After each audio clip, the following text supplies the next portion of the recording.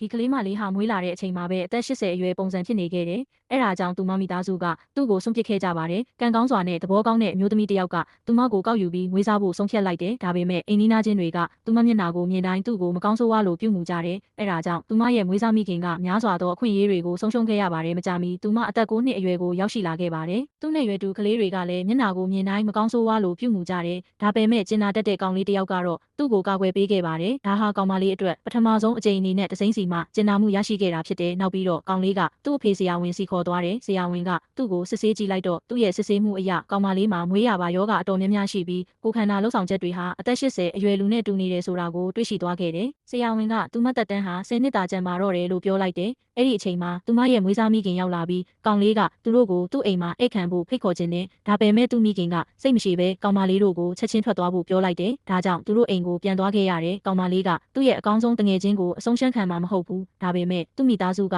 သူမကိုမနှစ်သက်ကြဘူးလို့သူမမိခင်ကိုပြောလိုက်တယ်။မိခင်ကလျင်မြန်စွာသူမကိုကိုယ့်ရဲ့ဘဝကိုလက်ရှိအတိုင်းအကောင်းဆုံးနေထိုင်ပါလို့အားပေးခဲ့တယ်။လူတိုင်းကသူမကို10နှစ်မကျော်ဘူးလို့ထင်ထားချိန်မှာအံ့ဖွယ်ဖြစ်ရတစ်ခုဖြစ်ပေါ်တယ်။ကောင်လေးရဲ့ကျင်နာမှုနဲ့ဂရုစိုက်မှုတွေကြောင့်သူမကိုခန္ဓာကနောက်ပိုင်းမှာနုနယ်လာပြီးအသက်ငယ်လာခဲ့တယ်။သူမအသက်18နှစ်ရောက်တဲ့အခါကောင်လေးကတက္ကသိုလ်ဝင်ခွင့်ရခဲ့တယ်။သူကငါမင်းကိုကုသဖို့ပြန်လာမယ်လို့ကတိပေးခဲ့တယ်။နောက်နေ့မှာကောင်လေးကသူမကိုအခမ်းအနားပွဲတစ်ခုကိုဖိတ်ခေါ်တယ်။သို့တော့ကောင်လေးကိုသဘောကျနေတဲ့အမျိုးသမီးတစ်ယောက်ကသူမကိုမနှစ်သက်ဘူး။သူကသူ့ရဲ့တက္ကသိုလ်ဝင်ခွင့်စာကိုဖျက်ဆီးလိုက်တယ်။ထို့နောက်ကောင်မလေးကိုလက်ဆောင်ပူအားကောင်လေးကိုပေးစေခဲ့တယ်။ကောင်လေးကပုံးကိုဖွင့်တဲ့အခါမှာအဲ့ဒီစာကိုဖျက်ဆီးထားကြောင်းတွေ့လိုက်ရတယ်။လူတိုင်းကသူ့ကိုဒေါသထွက်သွားကြတယ်။သူမလောက်တာမဟုတ်ဘူးလို့ရှင်းပြဖို့စူးစမ်းလိုက်ပေမဲ့ကောင်လေးကမယုံကြည်ပါဘူး။စိတ်ညစ်စွာသူမအိမ်ကိုပြန်သွားလိုက်တယ်။အဲ့ဒီနေ့မှစ၍သူတို့ဆက်သွယ်မှုပြတ်တောက်သွားခဲ့ပါတယ်။မိခင်ကသူမကိုအနာဂတ်မှာနောက်ထပ်နာကျင်မှုမဖြစ်အောင်မြို့ကိုပြောင်းရွှေ့ခိုင်းလိုက်တယ်။သူကအဲ့ဒီနေ့မှာကောင်လေးကိုမျှော်နေခဲ့ပေမဲ့သူမထွက်သွားချိန်မှာကောင်လေးရောက်လာခဲ့တယ်။သူမျိုးရောက်ပြီးနောက်ကလပ်တစ်ခုမှာအလုပ်လုပ်လိုက်တယ်၄နှစ်ကြာအလုပ်ရှုပ်ထွေးပြီးနောက်သူမအလုပ်ရှင်ရဲ့ချီးမွမ်းမှုကိုရရှိခဲ့တယ်။နောက်တစ်နေ့မှာသူမတူသေးအရေးကြီးတဲ့တာဝန်အဖြစ်သူမရွာရဲ့အနီးမှာရှိတဲ့ကုမ္ပဏီရဲ့ CEO ဖြစ်တာဝန်ပေးလိုက်တယ်။သူမပြောင်းနေချိန်မှာကောင်လေးကအမြဲသူမမိခင်စီမကြာခဏလာရောက်ခဲ့တယ်။သို့တော်မိခင်ကသူမဘယ်မှာရှိသေးတယ်လဲဆိုတာမသိခဲ့ဘူး။အဲ့ဒီနေ့ကကောင်လေးရဲ့မွေးနေ့ဖြစ်ခဲ့တယ်ပြီးတော့သူမမိခင်ကိုလာရောက်ဖို့ဖိတ်ခဲ့တယ်။အဲ့ဒီအချိန်မှာအမျိုးသမီးတစ်ယောက်က